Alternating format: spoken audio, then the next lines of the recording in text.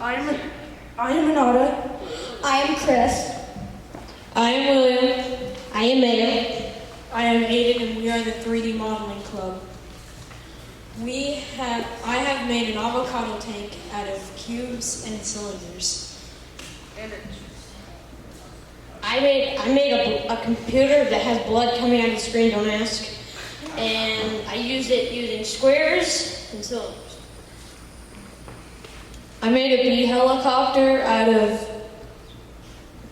3 squares, I'm pretty sure. I made hundreds of garbage bags fall off of a hospital. And I did it by sculpting squares and then duplicating them. I learned how to sculpt a bunch of shapes and animals out of cubes, like birds and stuff. And here is our work. I hope you enjoy it.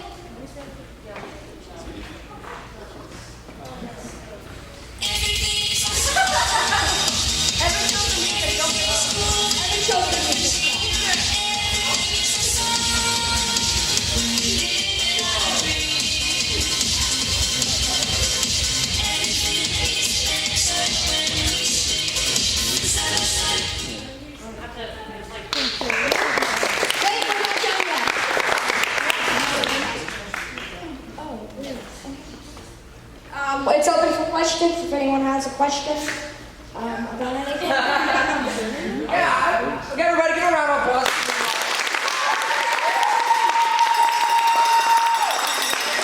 All right, my question, and you guys can answer this however you want, one person, multiple people, but how are you going to use the skills you learned this week into the real world moving forward? I'm wanting to become a person who designs video games and technology such as in planes and computers. Well,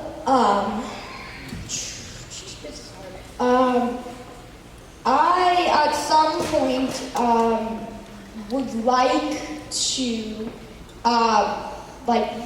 I think that having a website would be fun, and then so I just anything that I can know about computers is I guess really nice to know. I've always wanted to help with character design for movies, and knowing how to 3D model would be really useful for that, because every character that you've seen up on screen from quick clips and everything have been made in 3D modeling programs. I wanted to be an architect, so I thought this would be useful to help me, and that's really all. How 3D could be used in the future is because if they're thinking of building a road, they can use 3D modeling to kind of see how it's going to fit. Stuff. Yes, there's a lot of old people like me who don't know how to do what you do. Is there any way that you could help this older generation grasp what you're trying to do, as well as teach them how to do some of the stuff you do? Well, yeah, if you learn the basics, the hotkeys for what the controls do, it's pretty much you can do anything you want from there. It's just learning the keys and what everything does. That's the difficult part. If you really wanted to learn how to 3D model, I would suggest talking to Evan over there, one of our leaders. He taught me and all the rest of this group everything we know about 3D modeling. Or Darren. Thank you guys.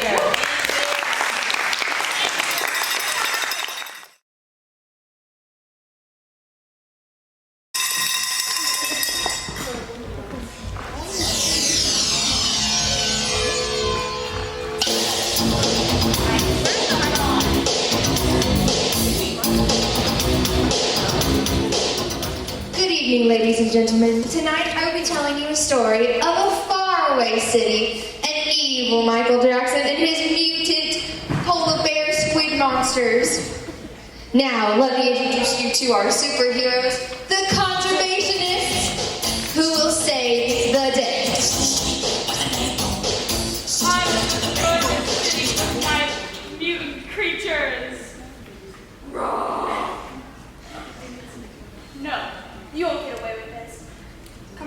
conservationists, let's stop this invasion and save these creatures, returning them back to normal.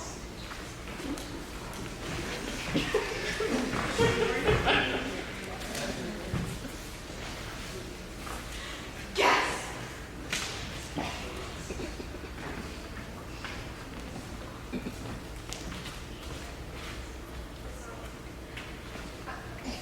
Can you hear me now?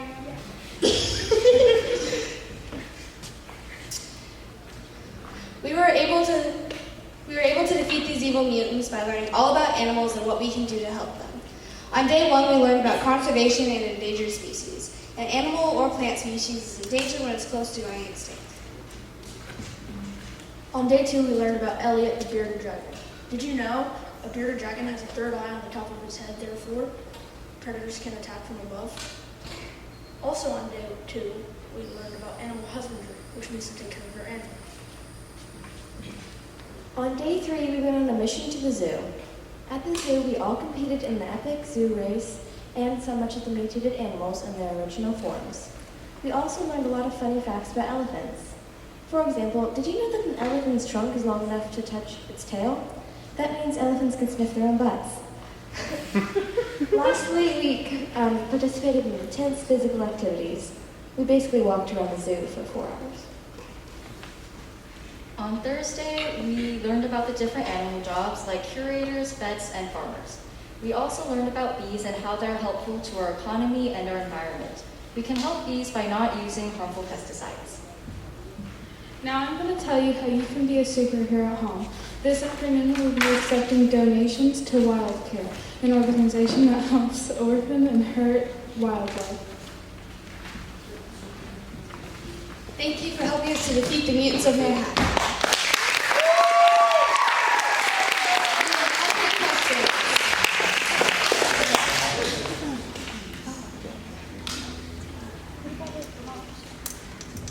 I'm going to assume that y'all are well aware of climate change and how it affects animals. So how important is it that the rest of the world, particularly here in Oklahoma, that we understand the impact of climate change on our animals? Well, biodiversity is very important for ecosystems.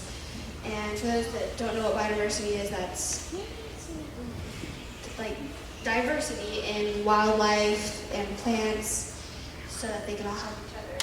But yeah, it's important that we know how they're being affected. So if habitat loss is a big thing for making animals in danger or making them go extinct, and so it's important that you know, like, not to litter, not to support companies that are like cutting down trees in places that animals are supposed to be living. So my question is, besides donating money to Wildcare Oklahoma, how else could you personally save animals or just help them? You can help animals by like making your backyard, like adding bird feeders and making it safer for them. And also like trying to prevent roadkill, like moving animals across the road if you see them, or even just like picking up litter, cleaning out your park near your house or something. Yeah. Thank you guys.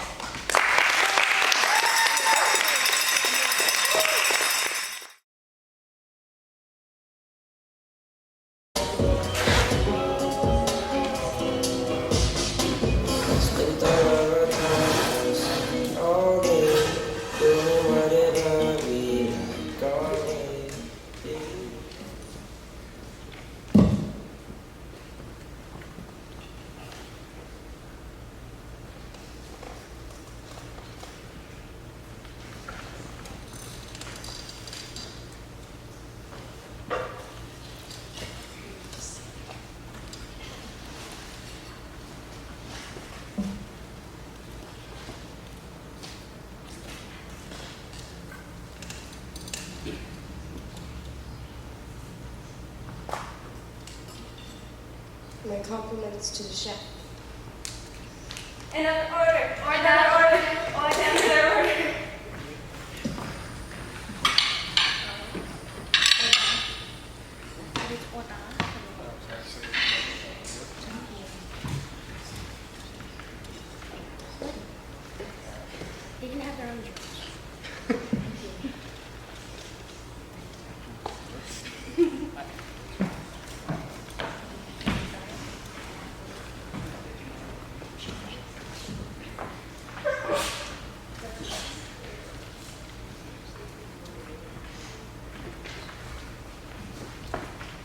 My favorite memory that I had here was making the cupcake war, and we learned how to communicate in groups and just help each other out.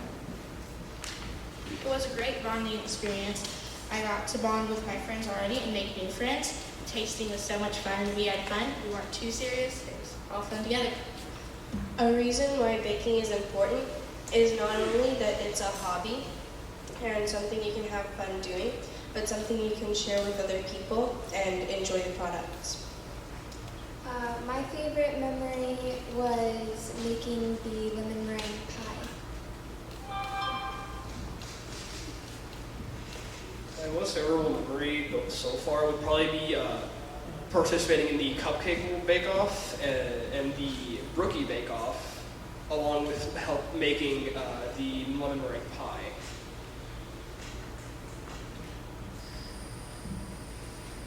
My favorite part was making the bread and making it get new friends. Any questions? Yeah, all right, guys, first off, round of applause.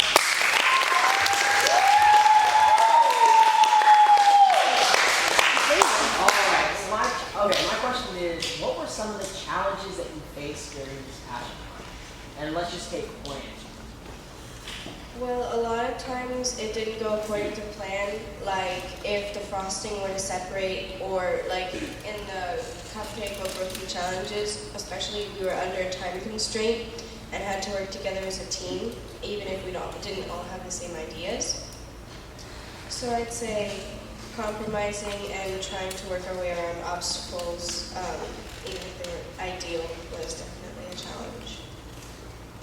My question, and this also can just be answered for one person, but personally for you, whoever answers, how has baking impacted your goals?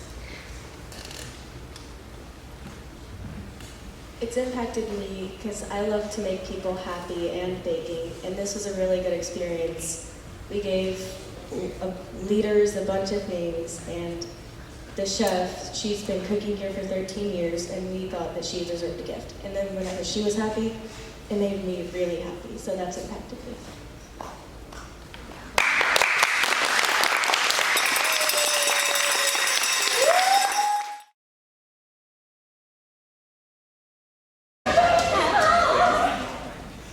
Hello, my name is Samuel. Hello, my name is Cole. Hi, my name is Sam. Hi, my name is Nora, and we're the sports group. On Monday, we had a plan to go run outside, but we had disruptions, so we had to pivot and go to the OU Track Center, where we ran 200 meters and learned about the different track events. Here we are running a relay, and here we're running 40 meters at the park.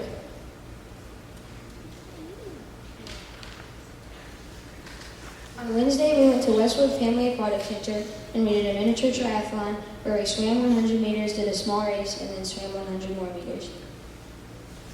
And on Thursday, we went to Cycle Bar to add to our mini triathlon, and we had to persevere through the pain of the biking. Also on Wednesday, we learned about the 3 I's, invented by Kurt Angle, as you can see on the screen. He trained his whole life to get to the Olympics, then broke his neck while training, but then persevered and still won the Olympics in wrestling with a broken neck. Why are sports important? Sports are important because they keep many societies all around the world, minds and bodies healthy and fit.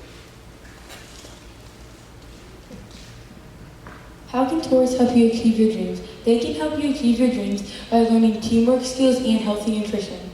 Sports can help you achieve your dreams because you need to keep trying, never give up, and then you will achieve your dreams. Sports can help you achieve your dreams by meeting new people and learning new life skills. For example, my dream is to be a professional tennis player. This camp has helped me build up more stamina so I can practice harder and one day be the player that I would like to be. I also want to start to incorporate the 3 I's into what I'm doing when I'm playing. Any questions?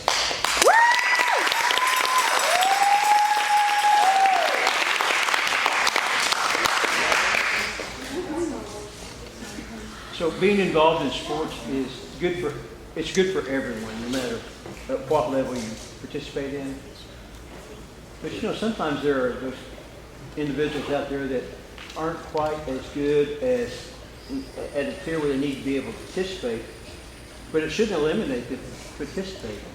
So how do you encourage those people to be a part of the group, be a part of the team, continue on? You know, like as a trainer, I guess you would just keep pushing them, don't let them get up, and I guess that's it. I guess that's about it.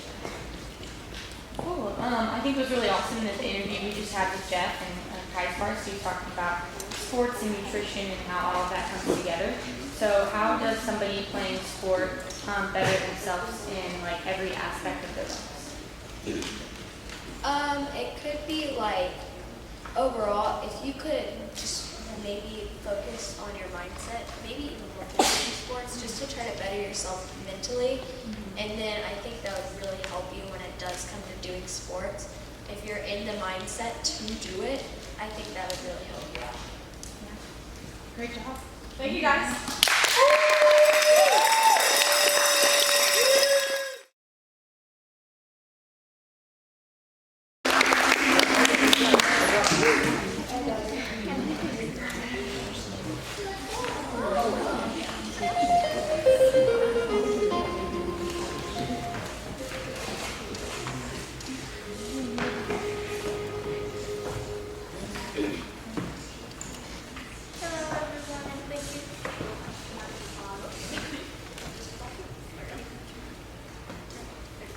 Hello everyone, and thank you for coming. I'm Izzy.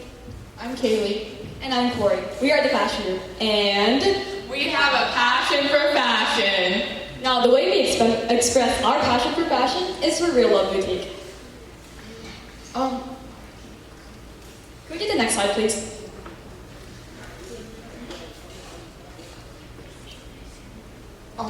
Our vision is to have a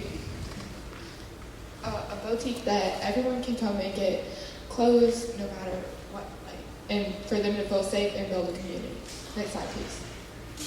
Our mission here at Real Love Boutique is to basically sell clothing for preteens and teens here at Loveworks at an affordable price. That way they don't really have to worry about whenever they're shopping, carrying that financial burden of just having, oh my gosh, I want this dress, but it's $400. We don't want them to have to worry about that, so that way they don't have to worry about that.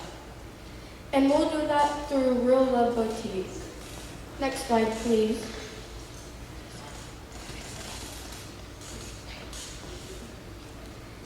So far, we have chosen paint for the walls. We have also, woodworking has started on the floor already, but it is not finished yet. We have gotten a little bit of decorations, and we have gotten some donations, but we still have a lot more to do. Yeah, like Izzy just said, there's so much more to be done. I mean, we do have paint colors at the moment, and we did choose paint samples, but the walls aren't even fully painted yet. So we still need to fully paint the walls. We actually really need to fix the lighting. And actually, if you didn't know, Izzy said that the woodworking was working on the floor in fashion, but it is actually finished now. I just saw it recently, and it looks amazing. So that's one thing off the checklist, but there's still so much more to be done. Next slide, please. As of our goals, we have so many, and we're really hoping to achieve them, and our main goal is to be up and running by early fall to mid-fall. Next slide, please. So, as you guys probably know by now, our goal is to sell nice affordable clothing for teens and preteens. And a big part of having affordable clothing is pricing. So, we had to, all together as a group, we actually had to decide on what prices we would actually end up selling our clothes at. So, how we decided that is we all got together, we did a lot of research. Let me think of a big name brand other research. I think Ralph Lauren is actually a perfect example of that. We went to their website, we found a shirt that looked similar to one that was donated to us, and say if it ran for $75, we'd take 1/4 of that price. Sounds like a lot of math, my head's just hurting just trying to remember what all the numbers are again, but that 1/4 price would actually end up being our price. Next slide, please. For donations, we would like if people donated fashionable and stylable clothing that would fit preteens and teens. Some brands that you might donate is Ralph Lauren, Forever 21, American Eagle, Old Navy, etc. And we really have a lot of women's clothes, but we don't have a lot of men's, so that's also appreciated.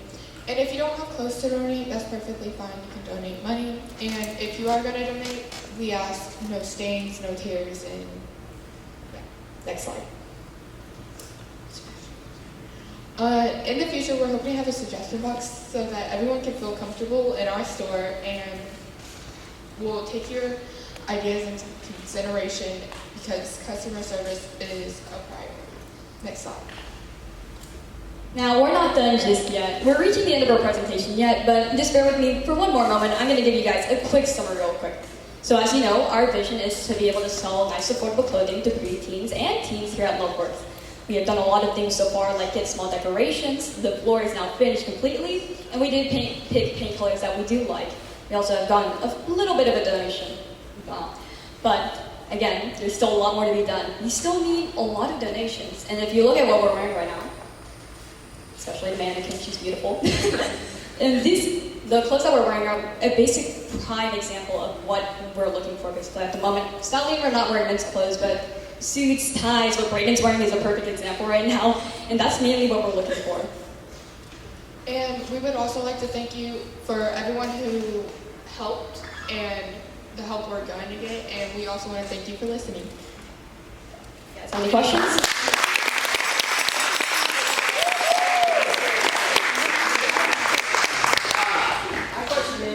Let's say, everything wraps up, summer camp wraps up. What is the future for Real Love?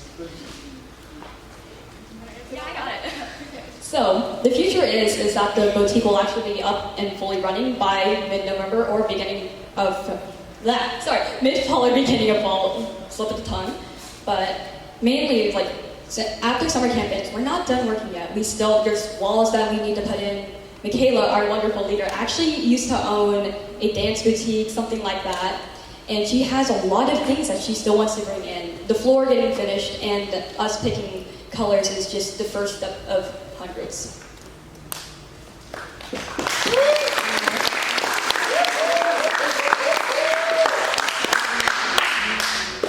So, what's the difference between giving the clothes away and having them pay a certain price? The difference is that, well, I guess some people like to give them away, but ours is going to be in the fashion studio for Loveworks, and if we were to give them away, I guess that would be probably better, but the difference is, I guess, the money, which is, like we said, is an issue, and that's why we want ours to be lower, and yeah. May I throw a tidbit in here? Yep. Our conference has boutique stores in Cookson Hills, and one of the things we found out is that if you give things away, people don't respect them. But if they pay a nickel, a dime, even at Christmas time when we sell our presents, we have nothing over $1 and everything a quarter, but that gives that individual a sense of accomplishment and pride in themselves to be able to purchase those things, and they tend to take better care of them. It tends to mean more to them. I actually like that idea a lot, and it really. All right, round of applause, guys.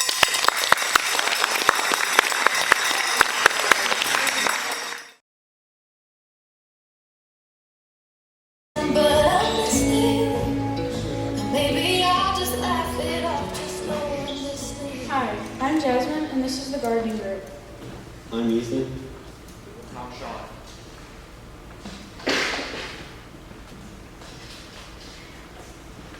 Today I'm going to be talking about the three sisters. The three sisters are corn, beans, and squash. First you plant corn so it can be tall and strong for when the beans sprout and grow around it. Corn also uses a lot of nitrogen, and the beans supply the nitrogen to the corn. And you plant the squash last to keep the weeds down. On day one, we couldn't go outside because it was raining, but rain is good for the garden. So we decided to pivot and plant plants in egg cartons. On day 2, we planned our baking competition for Thursday. We listed all our items that we needed, and we pulled some weeds. On Wednesday, we transplanted basil and we staked tomatoes and pruned them as well. Also on Wednesday, we went to the greenhouse. My favorite part of the greenhouse was the cold one. On day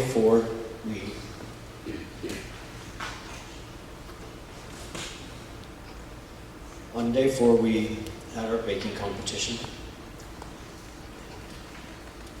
and transplanted more basil.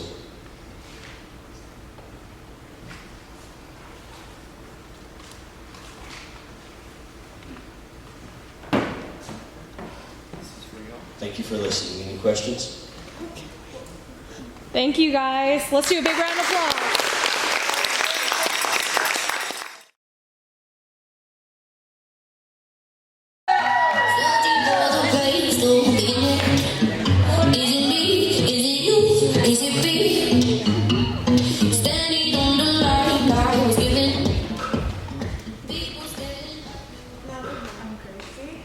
I'm Tressa. And we're apprentices.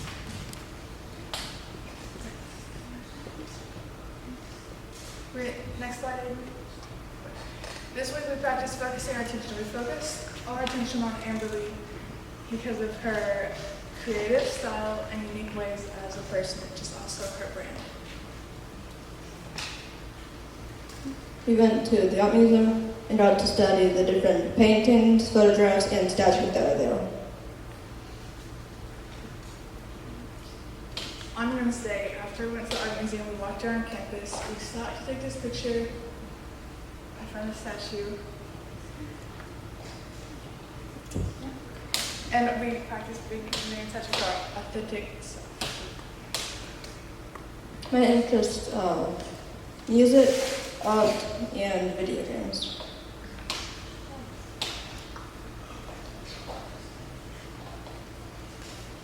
My brand is digital art, but I can do art almost all forms, and I love to play basketball.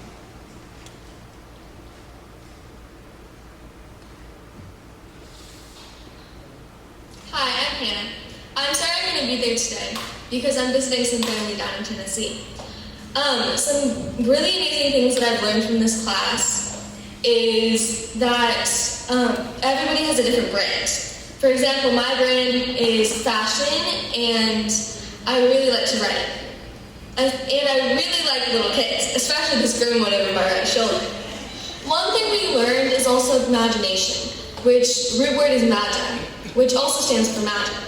And you're probably thinking about like magic wands on TV and stuff, but that's totally not it. Little kids have their own type of magic, their own imagination world, and all that stuff that sometimes adults tend to forget.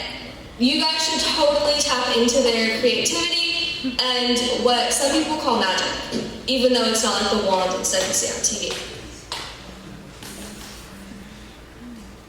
Thank you.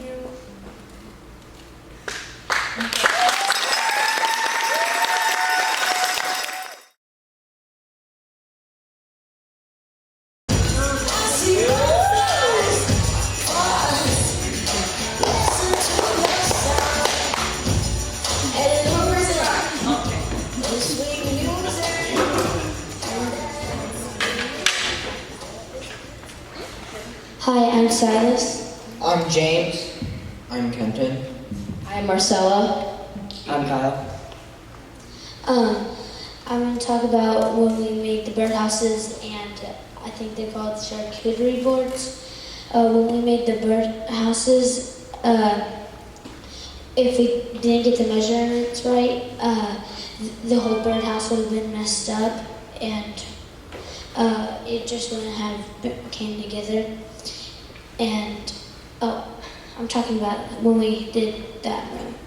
When we were pulling up the carpet, we noticed that there were 4 different types of clues. on there, which made it really difficult to get them up, and it was really hard to get them off.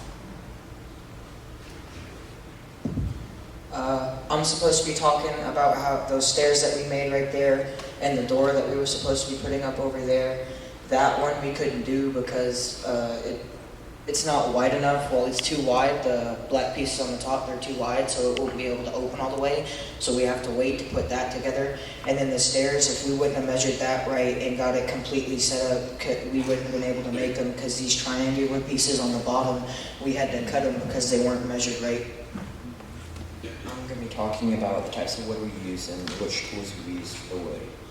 The two types of wood we used was maple and cedar. The cedar was a softer wood, so we could just use hand saws to cut it, while the maple was the harder wood, so we had to use like table saw to cut it. I'm going to be showing you how to use 4 different types of tools. This is a tape measure you use to measure. So that if I wanted to do 12 inches, I could there. And I'll show you how to use this speed square. For the bird boxes, if we wouldn't have used this speed square, the lines wouldn't have been straight and the measurements wouldn't be correct. So for a speed square, you measure where you want it. So say I want 12 or 1 foot. I want that right here. I'll flush this end to the wood. And I line it up so it's a perfect straight line. With the drill, it's used to drill screws and drilling holes. See the big holes that we put in there? We used a big socket and we drilled holes in there so we can put the bolts in there.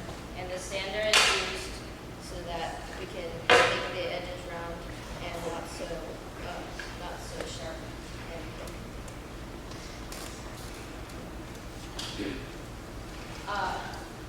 A miter saw is used to cut thicker pieces of wood and to cut wood quicker than a hand saw.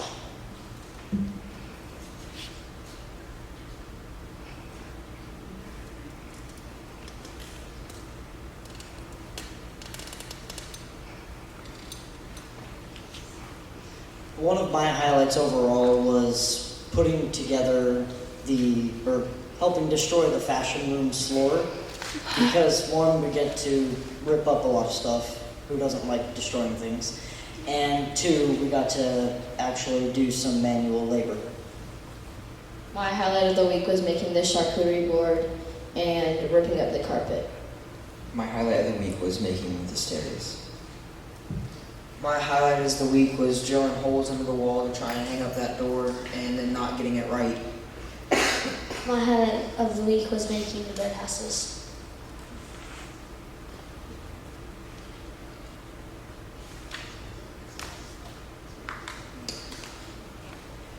I'm going to be explaining how woodworking can influence your career. Different careers use woodworking without even knowing. Like, I'm going to be a technical engineer. Well, the engineering part of that would require measuring, drilling holes, and a bunch of different stuff.